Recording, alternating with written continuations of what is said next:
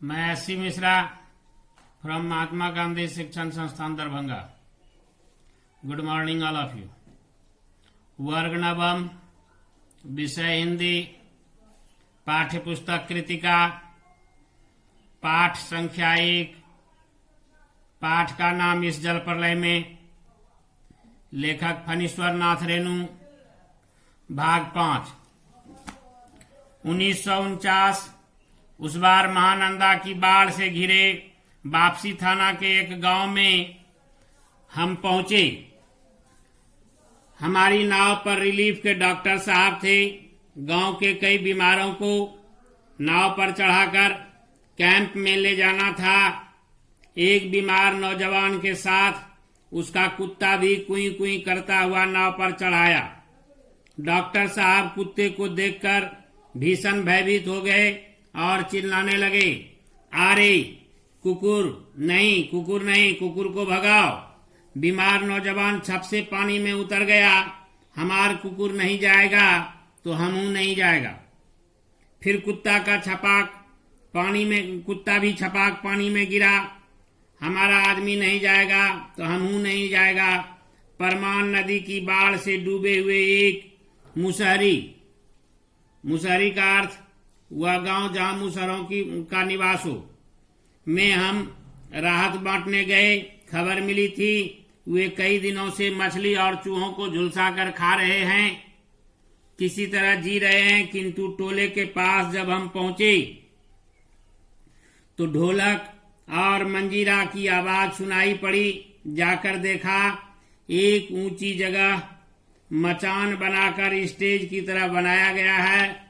बलवाही एक क्षेत्रीय लोक नृत्य होता है। नाच हो रहा था। लाल साड़ी पहनकर काला कलूटा नटुआ दुल्हन का हाव भाव दिखला रहा था, यानी वह धानी है। धानी का अर्थ घरनी। घर छोड़कर मायके भागी जा रही है और उसका घरवाला पुरुष उसको मनाकर राह से लौटाने गया है। इस पद के साथ ही ढोलक पर द्रुत ताल बजने लगा। द्रुत का अर्थ तेजी से। धा गिड़गिड़ चकैक चकदुम। कीचड़ पानी में लथपथ भूखे प्यासे नर नारियों के झुंड में मुक्त खिलखिलाहट लहरें लेने लगती हैं। हम रिलीफ बांटकर भी ऐसी हंसी उन्हें दे सकेंगे क्या?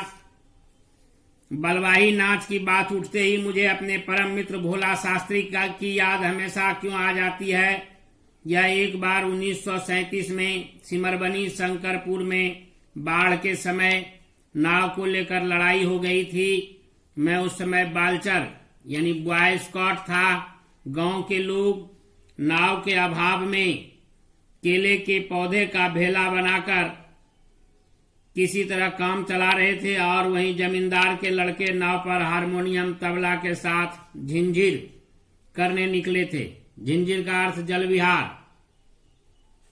गांव के नौजवानों ने मिलकर उनकी नाव छीन ली थी। थोड़ी मारपीट भी हुई थी।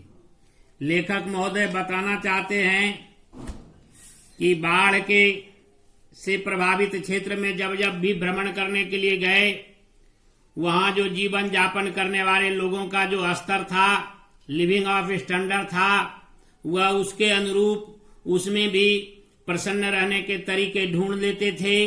और बाढ़ से आकुल व्यक्ति सिर्फ अपनी ही परवाह नहीं करते थे, बल्कि उनके साथ जो भी पालतू पशु होता था उसका भी वे ख्याल रखते थे। वह यह भी चाहते थे कि हमारी सुरक्षा के साथ साथ हमारे पालतू पशुओं की भी सुरक्षा हो, उसकी भी देख रेख हो, उसे भी भोजन पानी मिले।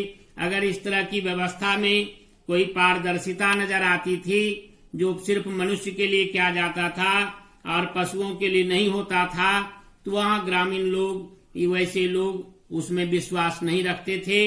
वे दोनों को लेकर साथ साथ चलना चाहते थे।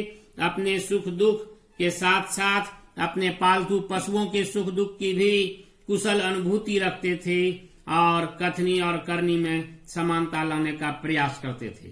लेखक महोदय ने दूसरी जगह यह भी देखा कि उनके जीवन का स्तर जो भी हो, वह उस स्तर में अपने हंसने का, बोलने का, मनोरंजन का, नाना प्रकार का व्यवस्था करके सुख दुख के घड़ी में भी मनोरंजन कर लेते थे और हंसने के तरीके उपाय खोज लेते थे, ढूंढ लेते थे। तीसरी जगह उन्होंने यह भी देखा कि जब बाढ़ प्रभावित क्षेत्र ऐसा होता है तो वहां लोग दो प्रकार के हो जाते हैं, एक अमीर जोन के और दूसरे गरीब जोन के।